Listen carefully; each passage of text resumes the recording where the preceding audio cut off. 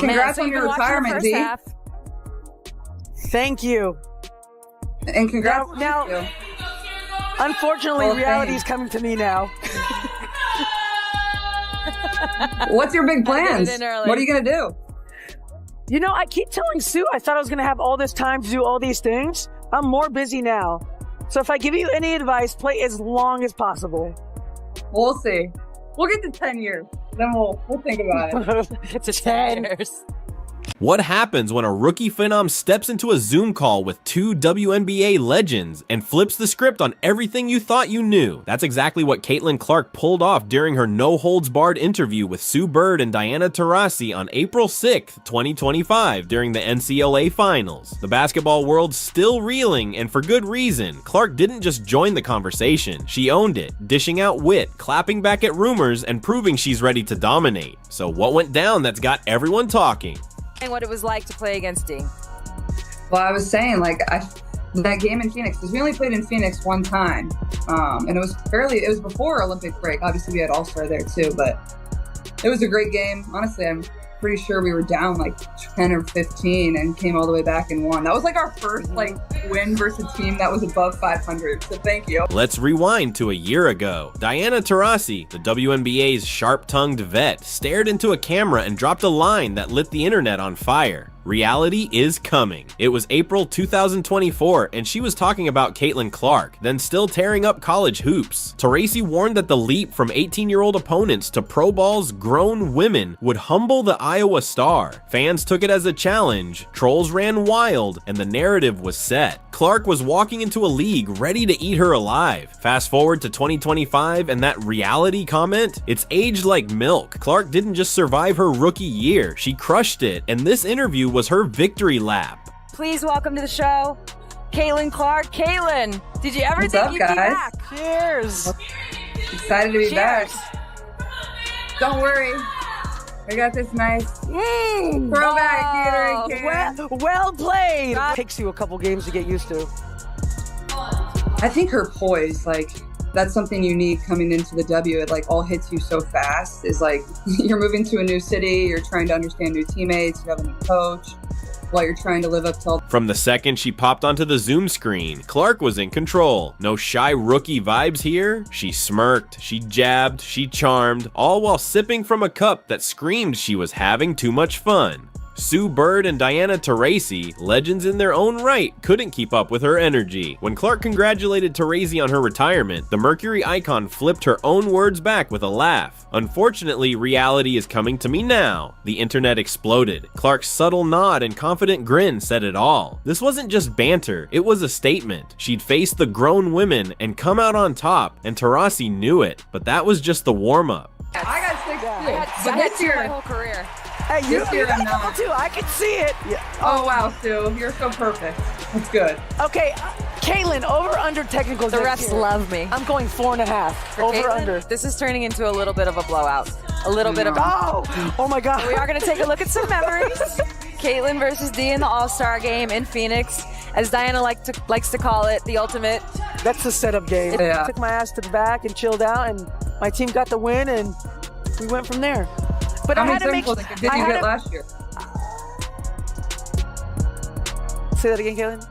How many seconds? Here's where it gets juicy. Taurasi didn't double down on her old skepticism. She flipped the script entirely. Reflecting on their first matchup in Phoenix last season, she couldn't stop gushing. It felt like the last game that was ever going to be played, she said, painting a picture of a crowd so electric it was surreal. She'd followed Clark's college career in awe, and facing her was a bucket list moment. I got to cross paths with Caitlin at least for a couple games, and that meant a lot, she admitted.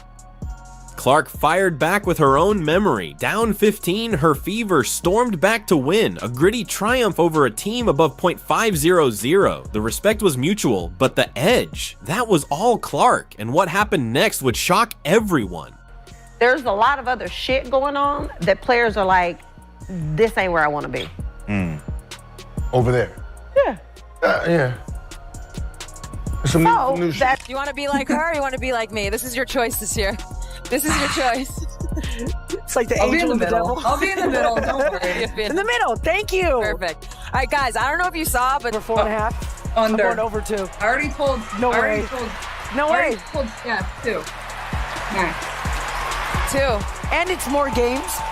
You see it on the NBA side, and you're going to see it on this side, where, you know, you look superhuman playing against 18-year-olds, but you're going to come with some grown women that have been playing professional basketball for a long time. Cheryl Swoops had spent months stirring the pot, claiming the Indiana Fever locker room was a mess. Players didn't get along, some wanted out, all because of Clark's presence. Toxic, she called it. But in this interview, Clark and Taurasi torched that narrative. All we heard that week was Indiana, they don't get along, Taurasi said, rolling her eyes. And I'm like, this is the most together team I've ever seen. Clark didn't mince words either. People think they know what's going on in your locker room, and they just don't. She laughed off the rumors, pointing out how her team's tight-knit vibe turned their season around after a rough 0-8 start. Swoops' accusations, dead wrong, and Clark's calm shutdown left no room for doubt. But that wasn't the whole story. There and really work on that part of my game, and you know, I think the biggest thing on the court is just like that mid-range area. Like I got pretty uncomfortable in there. When what goals did you get last year?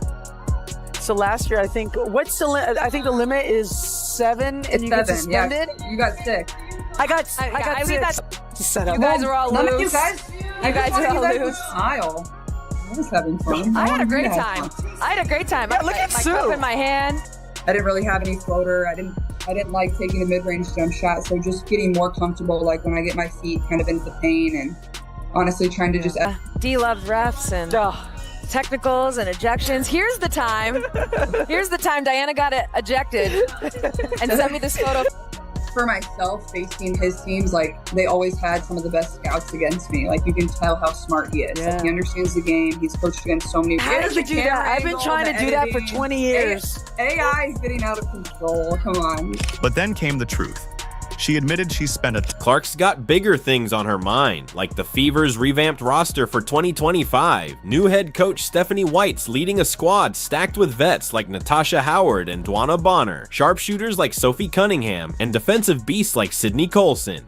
On paper, we have a really good team, Clark said, barely hiding her excitement, but she's real about the challenge. 7 new players, training camp starting April 27th, and preseason games just days later. Chemistry's the hurdle, but she's banking on experience to carry them through. Oh, and that viral photo of her jacked arms? She laughed it off. AI's getting out of control, before admitting she's been grinding in the weight room, adding a floater and mid-range game to her arsenal. She's not just here to play, she's here to take over, and there's more where that came from. It's a setup game. Caitlin, when you're on the next national team, don't play in that game.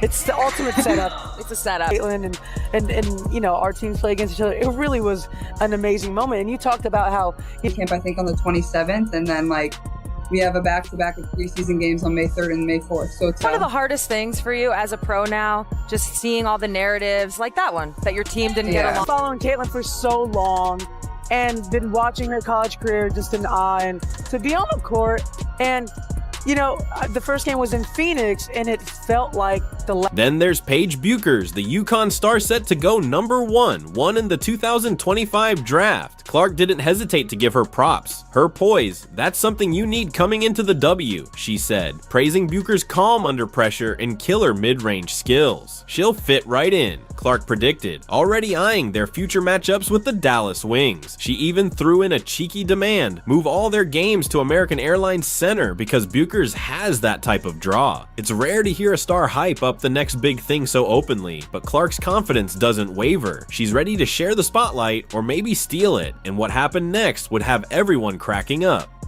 It's like something like I kind of enjoy, so it's been pretty easy for me to like spend time in. That whole week was like, Indiana, they don't get along, you know, all this. That's awesome. Oh yeah, Dee, tell us. Yeah, what happened? And you see her in the next level. What are the things that obviously she's going to take to the WNBA and it's going to product placement? There we go. Our show loves it. Our show loves it. In the playoffs, we just didn't have that. We were a young group. Even Kels, like obviously with being having that, whether it's Sydney Colson, whether it's DB, whether it's Natasha Howard, I think she'll honestly fit right in. So, maybe, and like the convo took a wild turn when technical fouls came up. Clark spilled the tea. She racked up 6 last season, 1 shy of a suspension, and half weren't even for mouthing off.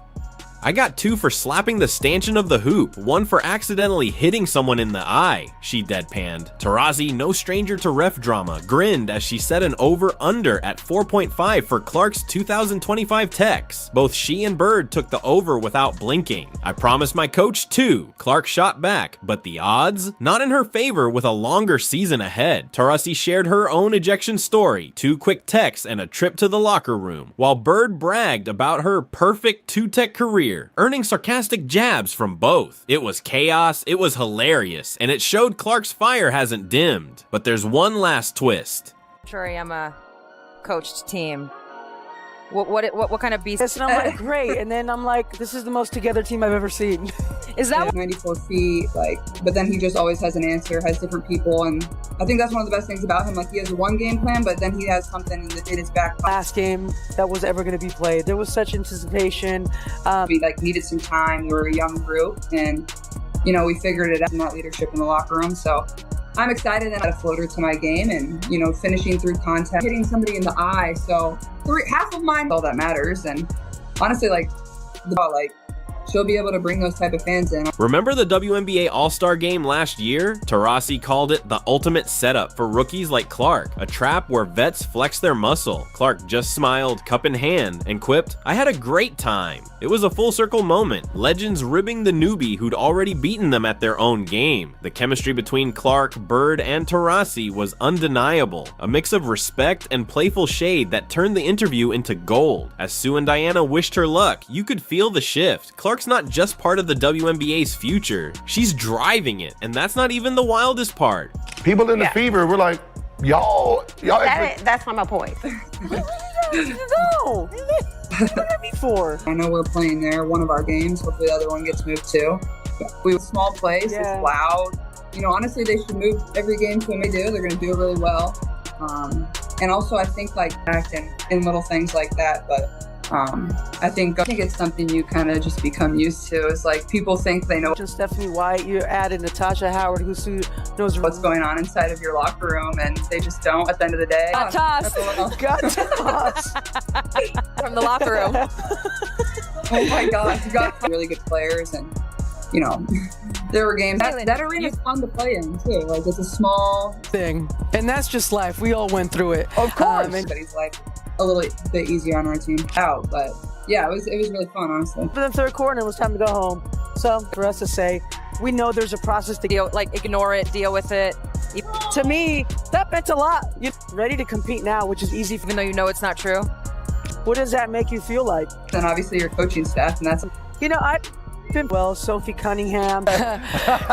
So, what's next for Caitlin Clark? Her sophomore season's looming, and with a stacked roster, a new coach, and a chip on her shoulder, she's got everything to prove. Will she keep the Techs in check? Can she turn the Fever into contenders? Or will the pressure of being the league's new face finally catch up? One thing's clear, she's not slowing down. From shutting down haters to trading barbs with icons, Clark's rewriting the script every chance she gets. The WNBA's past and present bowed to her in that Zoom call, but the future, that's hers to claim. Tell us, how hyped are you for what's coming? Because if this interview's any clue, we're all in for something unreal.